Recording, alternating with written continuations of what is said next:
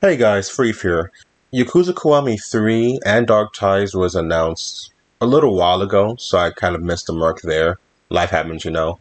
But I did want to go over a bunch of things because they did give more details as the days went along.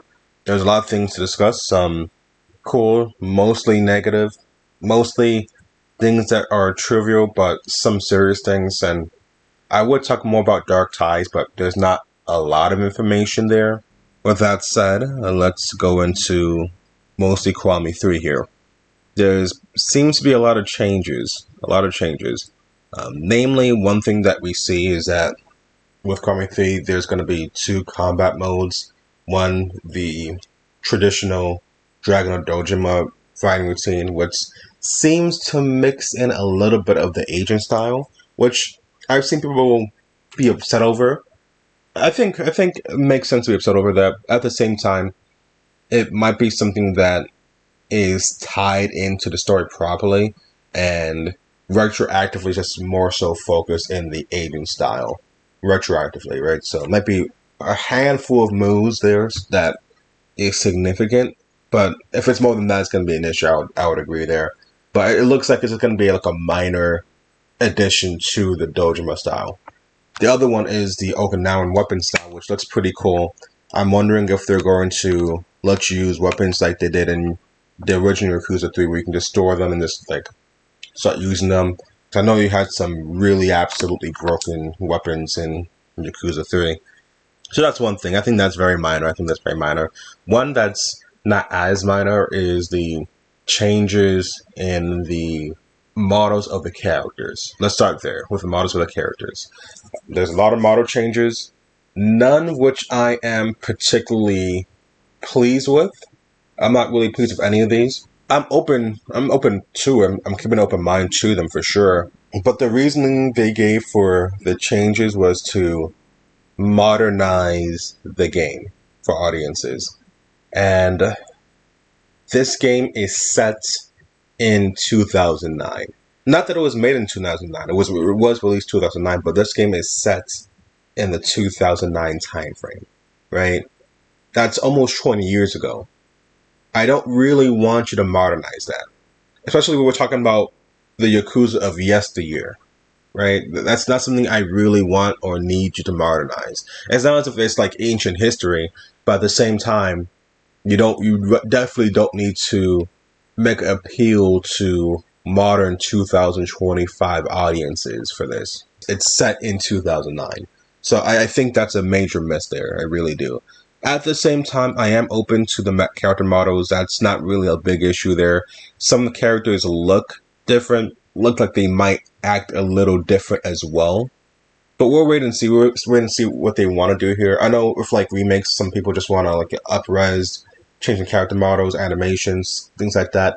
But if their idea for a remake is actually remaking the game for a different vision, I'm okay with that. We'll see how their vision impacts the game and how it's different, right? It doesn't have to be the same. So I'm open-minded. I'm very open-minded about that. I really am.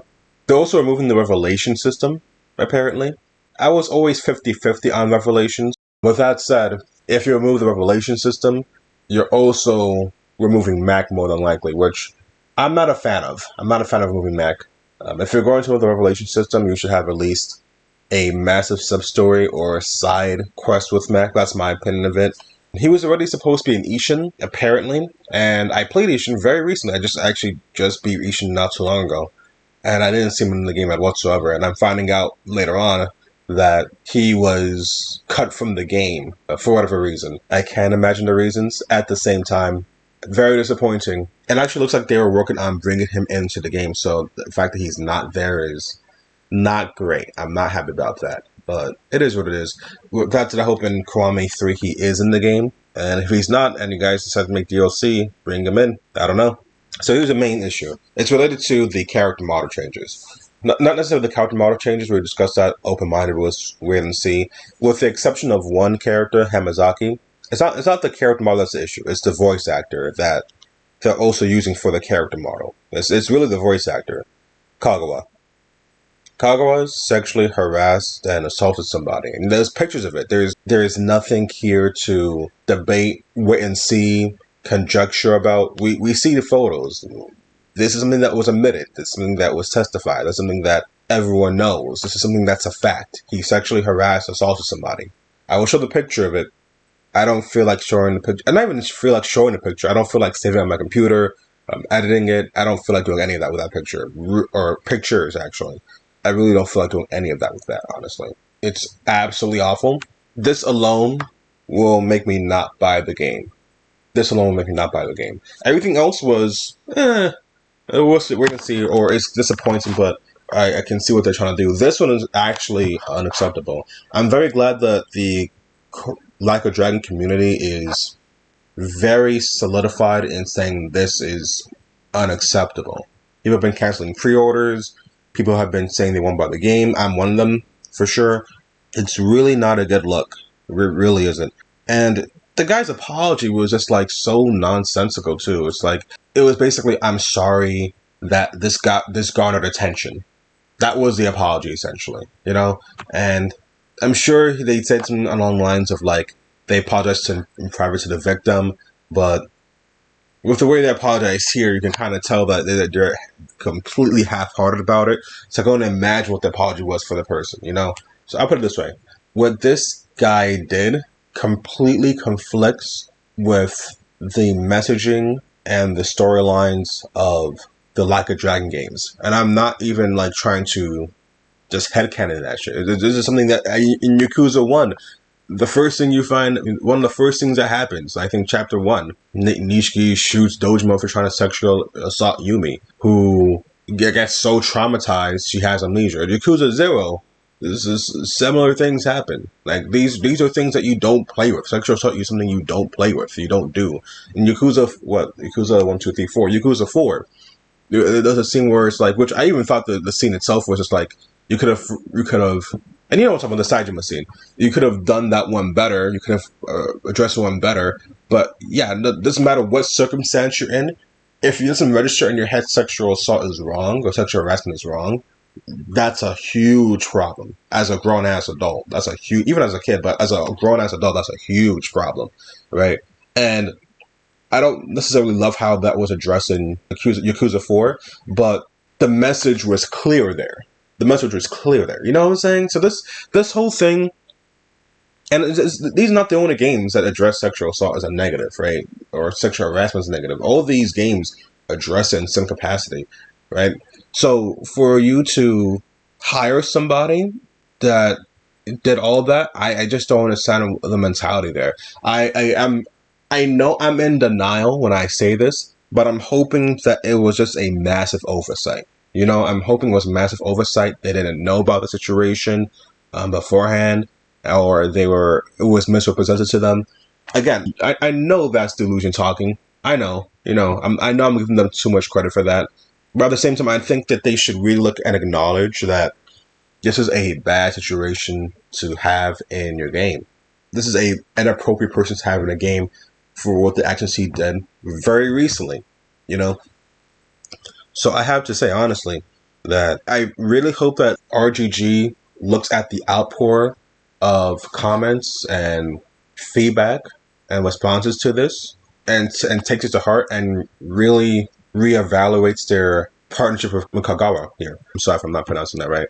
I really hope they do reevaluate it. And if they need more time to get a new voice actor, make a model for that voice actor, rebind it to the animations, everything like that, rebind it to the character, whatever they need to do, for sure, do it, take the time to delay the game if you need to. It's 4 or 5 months is not particularly long, but it's not particularly short either, and I don't know how their development pipeline works. So if they do need more time for that, like into the summer or something like that, for example, sure, people have been waiting for Kiwami 3 for quite a while. I don't think people are really going to be super bothered by a 2-3 month cycle or waiting for it. 2-3 months, 4 or 5 months, right?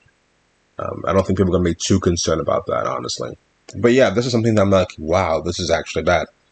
I did not expect this from RGG. But at the same time, one thing I found out later on which was just a huge whiplash, is like the original Hamazaki, well, as a pedophile. Like he was a 40-year-old marrying a 15-year-old.